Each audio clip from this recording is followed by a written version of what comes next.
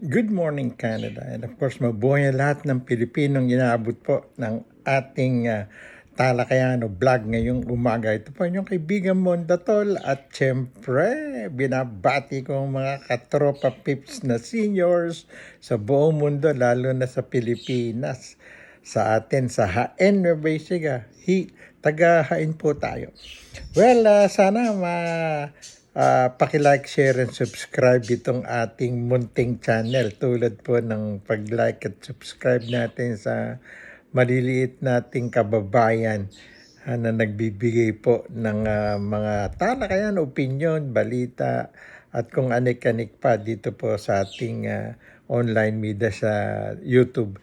Well, napakarami pong issue ngayon pero lumutang ang pinakamalaking issue sa Philippine sports in particular sapagkat dalawang medalyang ginto at posibleng umangat pa sa bronze na dalawang boksingerong babae natin. I said babae sapagkat nandyan po pinakamalaking kontrobersya ngayon sa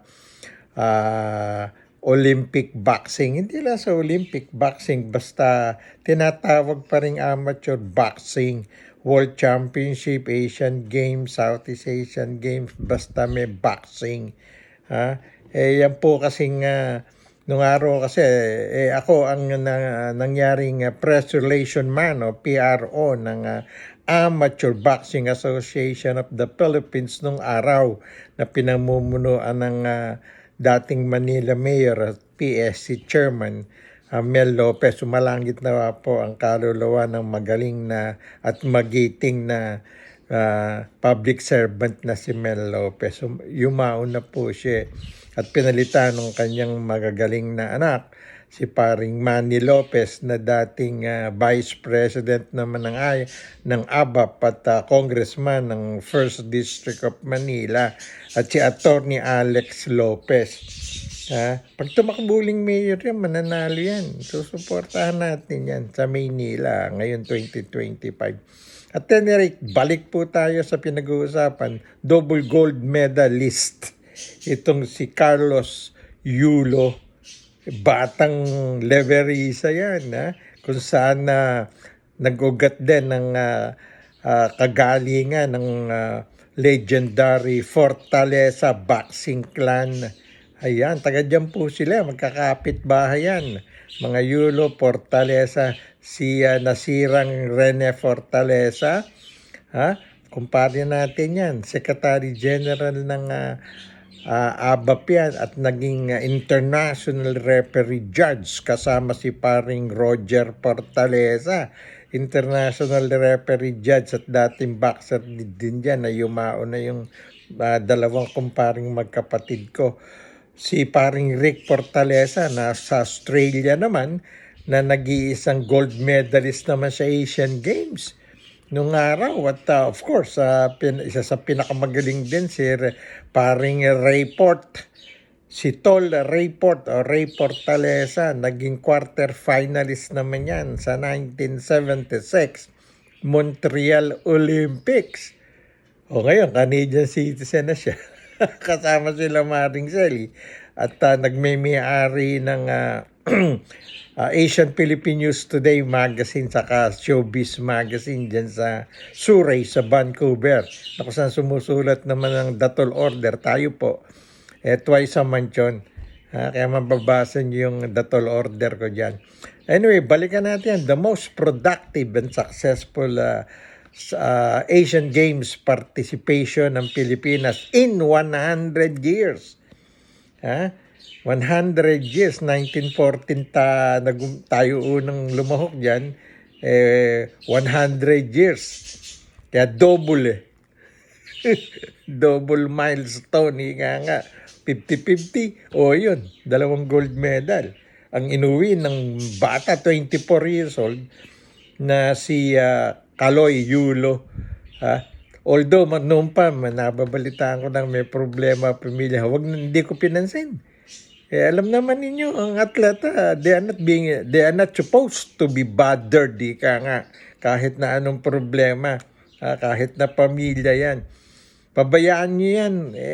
Ngayon na lang inilalabas ng media yan Ika nga natin, sapagkat lumutang nga yung super sexy at ang blondie na girlfriend nitong si Kaloy Yulo na I don't know, hindi na-explain kung Pilipina yan, pero sa Japan niya nakakilala, 4 years na raw niyang girlfriend. Ibig sabihin, 20 years old naging girlfriend na niyan. Alam naman po natin, nag-stay si Kaloy sa Japan, doon nag-training. Baka doon niya nakilala. Ala namang masama ron And you don't have to question it kung anong lagay sa buhay niya. At basta hayaan nyo kung sama sa'yo yung tao. Yan nga natin. At saka inspired itong si Kaloy natin kung matangkad sa kanya, kung medyo sexy, baka naman yun talaga ang kunang, sa Japan na lifestyle, ibang klase rin gumagaya na nga yung ibang mga Pilipinas sa atin yung pananamit, alam naman, lifestyle, may K-pop, may J-pop, at saka yung P-pop. Sikat yung Bini natin ngayon, yung Bini Universe. Balikan natin si Kaloy. Sapagkat nung araw pa po yan, nung presidente pa si Mel Lopez, doon nag-umpisa yung tinatawag na medal surge sa Pilipinas. Tatandaan nyo, nag-umpisa mag-presidente si Mel Lopez nung mayor pa siya ng Manila 1986. 87, yun, naupo siyang presidente. At yun nga, kinuha na ako ng mag-ama, si Paring Manny naman, ang vice president. At siya nagpatakbo ng ABAP nun. Si Paring Rene naman, ang secretary general, sila Paring Sumodyo. Ayan, yan ang nangyari nun. Sila Paring Roger, mga international referee. Ang ginawa ni Mel at saka ni Manny Lopez, tinatagaan o pinalakas ang ating mga opisyal ng technical committee, referee, judges. Pinag-aral nila, pina-attend ng seminar kung saan-saan yan para lumakas po. Sapagkat hindi lang boxers ang kailangan nating lumalaban. Kailangan din may mga natatagaw tayong alas, ika nga. Sapagkat nung araw po, alam na alam sa buong mundo ng amateur boxing si Professor Anwar Chowdhury. Sumalangit ka na rin daw. Sapagkat namatay na rin daw yan. Ika nga, masyado marupok ang bulsa niyan. Inimbestigahan nga niya noon Inimbestigahan yan. Medyo natanong nga ako. I could not deny the fact na lagayan talaga nung araw. Kaya palakasan ng kapit dyan kay Chowdhury. Pag nagpupunta nga ng Pilipinas sa Mayor's Cup, International Boxing na itinatag ni Mel Lopez noon, nako, unang hinihingi nilang mag-asawa, butong pakwan. Yan, alam nila paring report hanggang ngayon yan. Wala na kasi si Paring Roger at si Paring Rene, sumalangit na ba? Maring Rose Fortaleza, yung asawa ni Paring Roger, talaga namang alam na alam niya. Tsaka si Maring Baby na asawa ni Rene, kung gaano kami magkakadikit ng magkakapatid ng araw na yan. Ginawa ko pa nga ng story yan They box their way to college. Yung Fortaleza. Sample page po yan sa Manila Times. 1987. Yan, si Chris Maralit nasa Manila. Si Tina nasa Manila Times. Yan, tinan mo sa library nyo. Archive ng Manila Times. 1987. Sports page. One full page. They box their way to college. Magkakapatid na Fortaleza brothers yan. At any rate, kailangan talaga may nakatago kang alas pag lumalaban ka sa international, lalo na sa Southeast Asian Games, World Championship at Olympics. Kaya noong 1988 Seoul Olympics, doon na tayo nagpadala. Si Palong, Leopoldo Cirantes, ang unang nagbukas ng pintuan para sa medalya sa Olimpiada.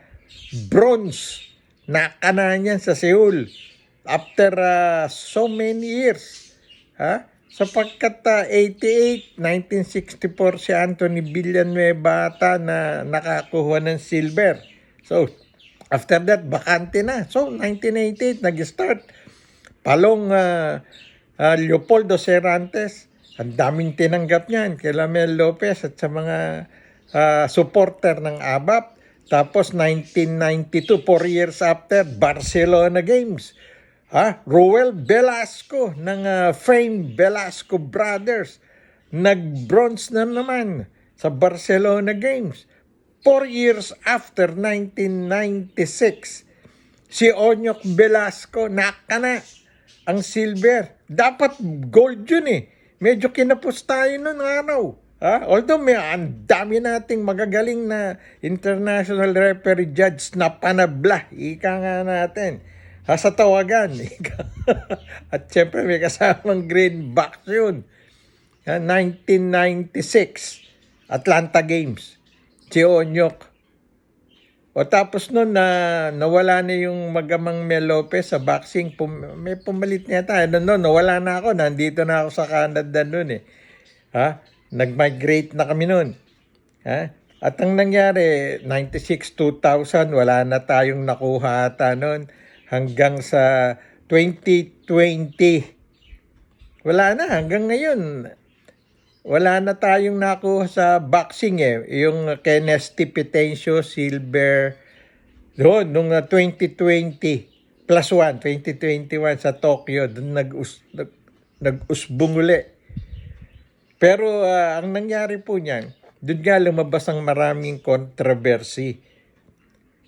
Naging Russia ng presidente nung pumalit sa Pakistaning si Professor Chowdhury.